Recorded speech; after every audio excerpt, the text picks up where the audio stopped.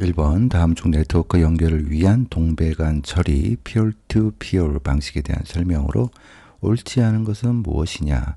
자, peer-to-peer 혹은 P2P, P 숫자 2, P 이렇게 표현하는데요. 중앙 서버를 거치지 않고 클라이언트 컴퓨터끼리 서로 통신하는 방식을 의미합니다. 이 또한 여기 peer이라는 단어를 사전에서 찾아보면 우리말로 또래라는 뜻을 가지고 있는데요. 약간 깐부라는, 자, 느낌이 딱 오죠? 각 컴퓨터가 서로 깐부다, 또래다, 동등하다 이런 느낌으로 받아들이면 되겠습니다. 보기를 보면 1번 컴퓨터와 컴퓨터가 동등하게 연결되는 방식이다. 맞는 말이죠. 2번 각각의 컴퓨터는 클라이언트인 동시에 서버가 될 수 있다. 중앙 서버를 거치지 않고 서로 동등하다고 했죠. 그래서 클라이언트가 될 수도 있고 특정 연결 부분만 놓고 보면 서버가 될 수도 있겠죠. 3번 워크스테이션이나 PC를 단말기로 사용하는 작은 규모의 네트워크에 많이 사용된다. 워크스테이션도 일종의 개인용 컴퓨터, 그러니까 PC입니다. 퍼스널 컴퓨터죠. 단지 과학, 공학 분야, 대용량 자료 분석, 3D 그래픽 작업 등에 사용되는 전문가용 고성능 컴퓨터를 부를 때 워크스테이션이라고 하는데, 요즘은 워낙 일반 개인용 컴퓨터 성능도 뛰어나서 구분점이 점점 희미해지고 있다고 보면 되겠습니다. 어쨌거나 워크스테이션도 PC니까 PC를 단말기로 사용하는 작은 규모, 인터넷 전체보다는 규모가 작으니까 작은 규모의 네트워크에 많이 사용된다. 맞는 말이 되겠죠.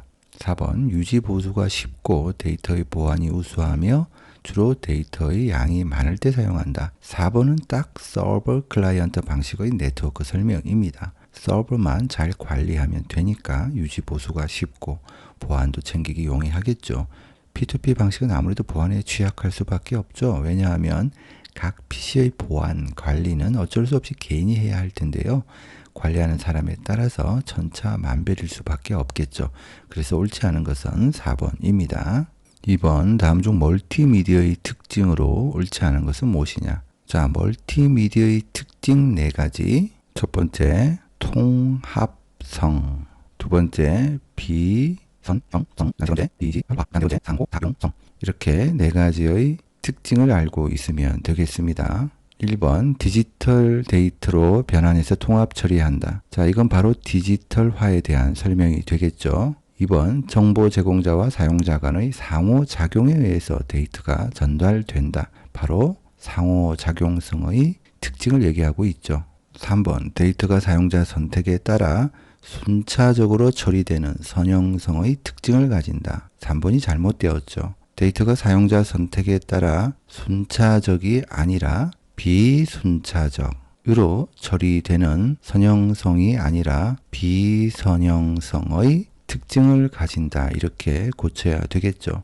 참고로 선형성, 순차적이라는 말은 책을 생각하면 됩니다. 책을 읽을 때 1페이지, 2페이지 이렇게 순차적으로 접근해야 온전한 정보를 습득할 수 있죠. 물론 1페이지에서 20페이지로 건너뛰어도 상관은 없지만 원래 책의 속성이라는 것은 첫 페이지부터 마지막 페이지까지 순차적으로 읽어나가는 것입니다. 멀티미디어처럼 비선형성, 비순차적인 것은 대표적으로 웹에서 사용되는 하이퍼링크, 하이퍼텍스트를 떠올리면 되겠습니다. 이 참조 링크를 통해서 순서에 상관없이 여러 미디어를 넘나들 수 있죠. 4번 문자, 그림, 사운드 등의 여러 미디어를 통합해서 처리한다. 앞에서 언급했던 통합성에 대한 설명입니다. 3번입니다. 다음 중 컴퓨터의 그래픽 데이터 표현에 사용되는 벡터 방식에 대한 설명으로 옳지 않은 것은 무엇이냐 이렇게 물어보았습니다.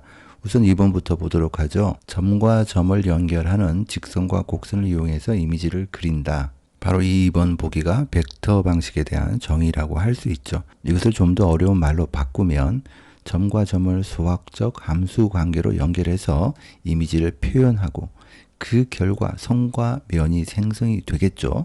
색상과 위치 속성을 포함하는 라인과 커브를 이용해서 이미지를 표현하는 방식이다. 이렇게 말할 수 있습니다. 확실하게 기억나지는 않지만 제 기억에 벡터 방식이라는 게 원래 비행 궤도나 미사일 궤도 추적을 위한 군사적 목적으로 만들어진 것으로 알고 있습니다. 그러다 보니 확대 시 계단 현상과 같은 왜곡이 있어서는 안 되었겠죠.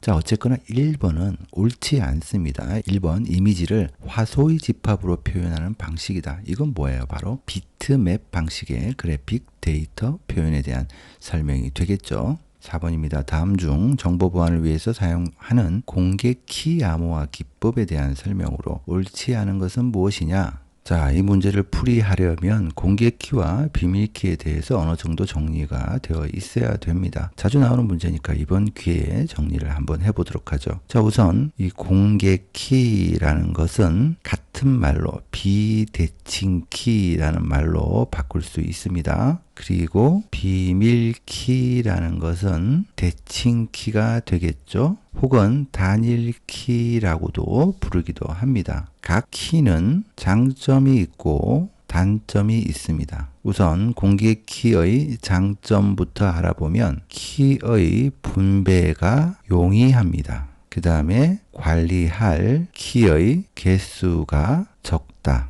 대신 단점은 알고리즘이 복잡합니다. 알고리즘이 복잡하니까 속도가 느림이라는 단점이 있죠. 대표적으로 RSA라는 것이 사용이 됩니다. 자, 이제 비밀키라는 것은 공개키와 반대로 가면 됩니다. 단점을 반대로 해서 장점으로 올려주면 되겠죠. 장점은 알고리즘이 단순하니까 속도가 빠름이라는 것이 장점이 되고요. 단점은 공개키의 장점을 반대로 바꾸어서 단점으로 만들어주면 되겠죠. 이것은 사용자가 증가하면 관리할 키의 개수도 많아진다는 단점이 있습니다. 대표적으로 DES라는 것이 있죠. 자, 이러한 내용을 바탕으로 문제를 살펴보면 1번, 2번, 4번은 맞는 말이고요. 자, 여기서 보면 암호화할 때 사용하는 키를 공개하고 그래서 공개 키로 사용이 되는 것이고요. 복호할 때 키는 비밀로 한다. 이 키와 이 키가 서로 다릅니다. 다르기 때문에 대칭이 되지 않죠. 그래서 비대칭 키라고 부르는 것입니다. 대표적으로 RSA가 있다라고 했는데 여기 DES가 있다라고 했죠. DES는 어디에 있습니까? 바로 비밀키라는 방식에 있다라는 것을 볼 수 있습니다. 자, 이렇게 이것만 머릿속에 들어가 있으면 앞으로 키에 대한 문제는 다 맞출 수 있다라고 보면 되겠네요. 5번입니다. 다음 중 인터넷에서 사용하는 URL에 관한 설명으로 옳지 않은 것은 무엇이냐? URL은 Uniform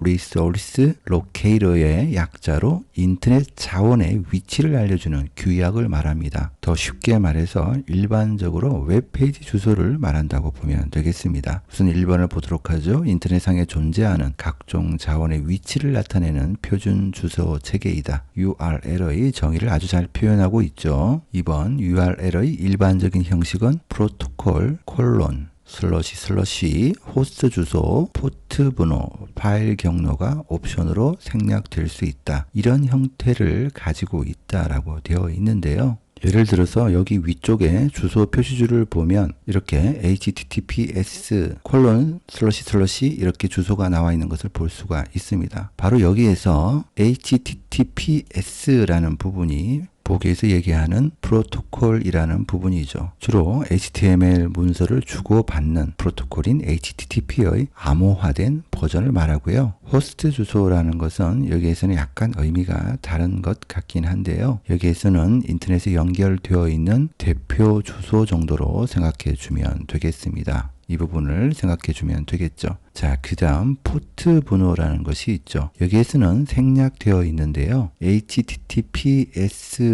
서비스는 이렇게 콜론 해주고요. 443이라는 포트 번호를 사용합니다. 이렇게 한 다음에 엔터를 눌러보면 잠깐 나왔다가 사라져 버리죠. 서버 설정이 그렇게 되어 있어서 그렇습니다. 그런데 만약 HTTPS인데 HTTP에서 사용하는 포트 번호인 80을 입력하면 이렇게 잘못되었다고 나오겠죠. 그 다음 슬러시가 이렇게 있고요. 파일 경로는 cbt 디렉토리 밑에 onlyview3.php 파일이 있다라는 뜻이 되겠습니다. 자, 3번이 잘못되었습니다. 뭔가 굉장히 복잡한 것 같은데요. ft FTP니까 파일 트랜스퍼 프로토콜이죠. HTTP 프로토콜이 아니라 FTP 프로토콜을 사용하면 되겠죠. 여기 보면 HTTP로 되어 있으니까 옳지 않고요. 4번 일반적으로 HTTP 서비스는 80번 포트를 사용한다. 앞에서 잠깐 언급한 것처럼 HTTP는 80번 포트, HTTPS는 443 포트, FTP는 21번 포트 등 잘 알려진 포트를 사용합니다. 서버에는 이렇게 여러 서비스들이 돌아가고 있기 때문에 원하는 서비스에 접근하려면 적절한 포트 번호를 붙여주면 되겠죠.